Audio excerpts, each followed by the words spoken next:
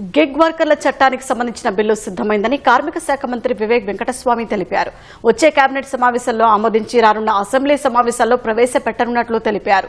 Internet app ఆధారిత పరిశ్రమల కార్మికులకు హక్కులు కల్పించే లక్ష్యంతో రాహుల్ గాంధీ ఇచ్చిన హామీ మేరకు గిగ్ వర్కర్ల చట్టం తీసుకురాబోతున్నట్లు మంత్రి వెల్లడించారు.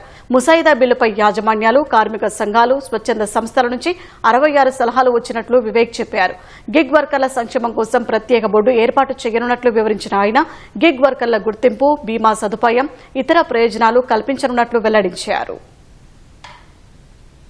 ఈ సమస్యల పైన ఒక బోర్డు తీసుకొచ్చి ఆ బోర్డు ద్వారా రిజిస్ట్రేషన్ ఆఫ్ గిగ్ వర్కర్స్, వారు ఎన్ని రోజులు పనిచేస్తున్నారు, సెస్ ఎట్లా కలెక్ట్ చేయాలి, ఇవన్నీ కూడా అంశాలు ఒక గిగ్ వర్కర్స్ బోర్డు ద్వారా చేయొచ్చు అని చెప్పి తెలంగాణ ప్రభుత్వము ఒక మంచి యాక్ట్ తీసుకురాబోతుంది. ఈ యాక్ట్ తీసుకురావడానికి మేము అగ్రిగేటర్స్ ఇంకా వర్కర్స్కి డిస్కషన్ చేయడం జరిగింది.